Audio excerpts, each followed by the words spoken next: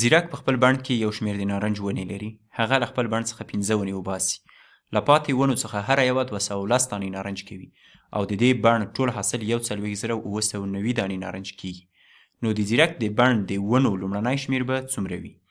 که چیرې د ونو لومړنی شمېر د یوه سمبول په وسیله باندې وښیو، د بیلګې په توګه ټي به مساوي شي د ونو لومړنی شمېر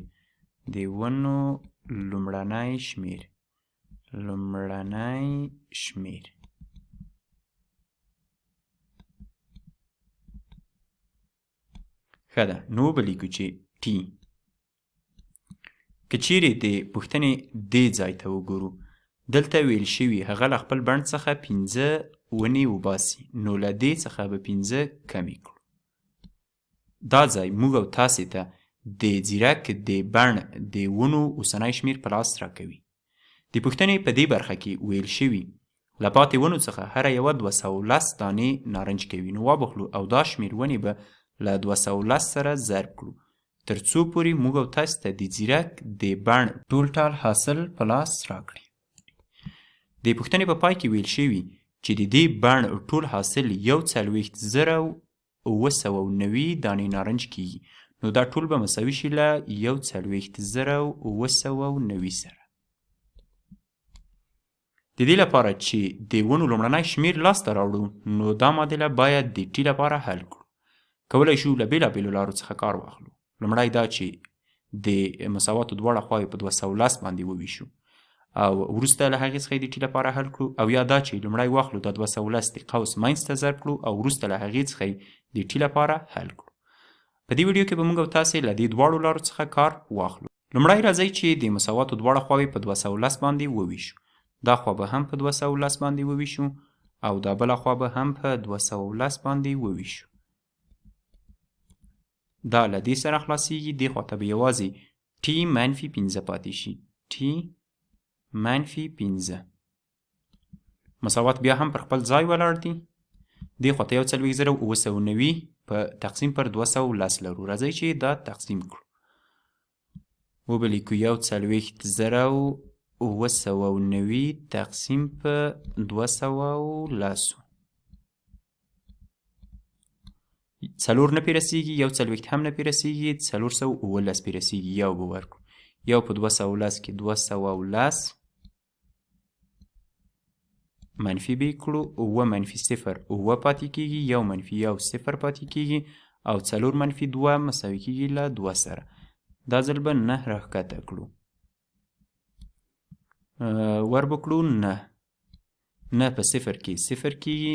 9 په 1 کې 9 کېږي او 9 په 2 کې 18 کېږي. که چیرې دا منفي کړو، 9 منفي 0 9 پاتې کېږي. له 9 څخه 9 نه ځي، یو به له 2 څخه 0 ته ورکړو، دا به 10 شي. له 10 څخه به یو دې ته ورکړو، دا به 19 شي. 19 منفي 9 مساوي کېږي له 8 سره او دلته 9 لرو. 9 منفي 8 مساوي کېږي له 1 سره او دلته 1 منفي 1 مساوي کېږي له 0 سره. دا ځل به دا 0 راښکته کړو. بیا به هم 9 ورکړو. 9 مخکې مو هم ضرب کړل، 1890 شول. که چیرې منفي کړو نو 0 باقي پاتې کېږي. په دې معنا چې ټي منفي 15 مساوي شو له 199 سره. د دې لپاره چې وکولی شو د ټي قیمت لاسته راوړو، نو د مساواتو له دواړه خواو سره به 15 جمع کړو. دې خوا ته به هم 15 جمع کړو او دې خوا ته به هم 15 جمع کړو. دا له دې سره خلاصیږي. دې خوا ته به یوازې ټي پاتې شي. ټي به مساوي شي له 199 جمع 15 مساوي کېږي له 204 سره. په دې معنا چې د ځیرک د بڼ د ونو لومړنی شمېر مساوي دی له 204 سره. لکه څرنګه مو چې مخکې یادونه وکړه، کولی شو دا سوال په بل ډول سره هم کار کړو.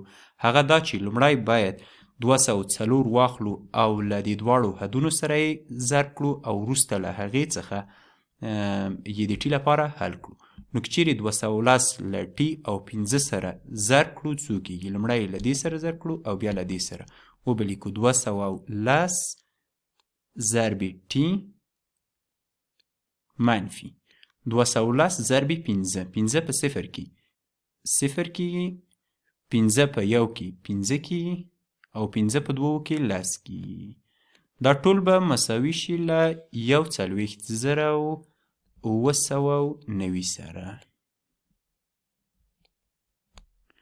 د دې لپاره چې د ټي قیمت لاسته راوړو لومړی باید د مساواتو له دواړو خواو سره 1050 جمع کړو. دې خواته به هم ولیکو جمع 1050 او د بلې خوا سره به هم 1050 جمع کړو. جمع 1050 دا له دې سره خلاصیږي. دې خواته به یوازې 210 ټي پاتې شي.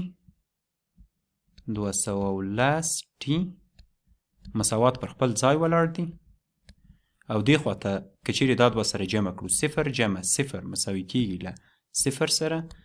9 جمع 15 مساوي کیږي له 14 سره. 4 یو یاسل 1 جمع 7 مساوي کیږي له 8 سره.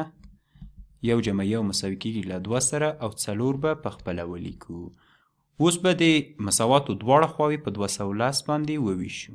دا خوا به هم په 210 وویشو او دا خوا به هم په 210 باندې وویشو.